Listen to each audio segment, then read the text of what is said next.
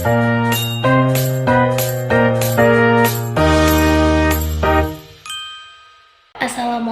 warahmatullahi wabarakatuh.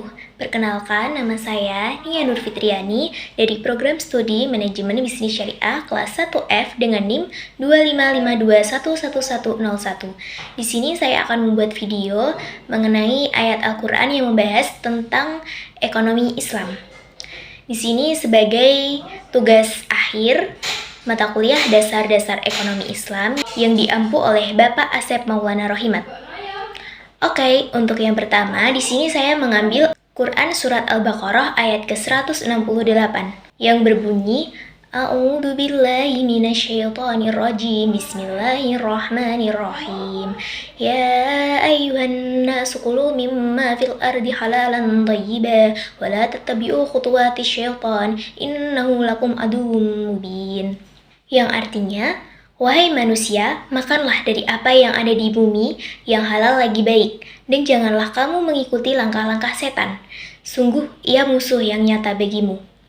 Makna atau pesan dari ayat tersebut yaitu, ayat ini menegaskan prinsip penting dalam ekonomi Islam, yaitu bahwa segala bentuk konsumsi dan aktivitas ekonomi harus berdasarkan halalan thayyiban atau halal dan baik.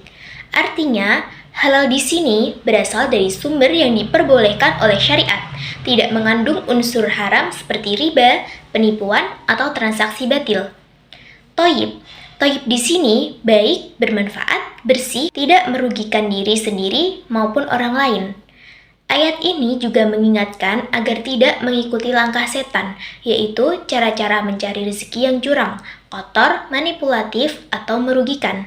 Ayat ini sangat sering dijadikan dasar etika konsumsi, kehalalan produk, dan kesucian sumber ekonomi dalam perspektif ekonomi Islam. Oke, selanjutnya di sini saya ada juga mengambil ayat kedua, yaitu pada Quran Surat Al-A'raf ayat ke-31 yang berbunyi A'udzu billahi minasyaitonir rajim. Bismillahirrahmanirrahim. Ya bani Adam khudhu zinatakum inda kulli masjidi wa khudhu wasrabu wa la tusrifu innahu la yuhibbul musrifin. Yang artinya, wahai anak cucu Adam, pakailah pakaianmu yang indah di setiap memasuki masjid. Makan dan minumlah, tetapi jangan berlebih-lebihan. Sesungguhnya Allah tidak menyukai orang-orang yang berlebih-lebihan. Oke, di sini makna ayat tersebut adalah ayat ini menyampaikan 3 pesan inti, yaitu menjaga etika dan penampilan ketika beribadah. Boleh makan dan minum, tetapi tetap dalam batas yang wajar.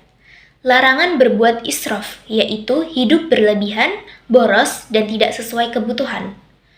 Allah menegaskan bahwa perilaku berlebihan adalah sesuatu yang tidak disukainya.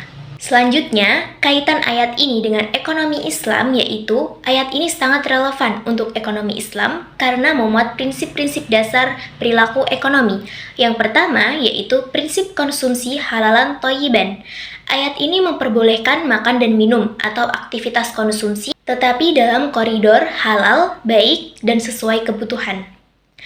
Ayat ini juga menjadi dasar ekonomi Islam bahwa konsumsi tidak sekadar memuaskan keinginan, tetapi harus sesuai syariat dan kemaslahatan. Yang kedua, yaitu larangan israf atau pemborosan.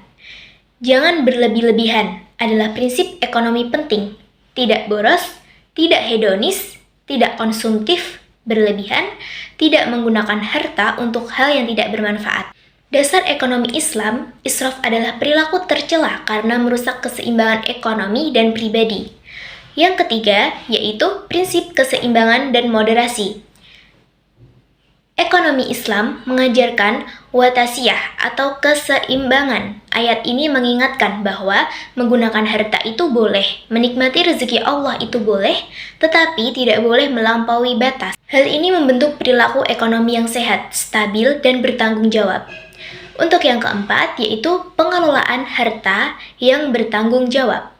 Larangan israf menuntut setiap muslim untuk mengelola keuangan secara bijak, mengatur pengeluaran sesuai prioritas, dan tidak terjebak perilaku konsumsi yang merugikan diri sendiri maupun orang lain.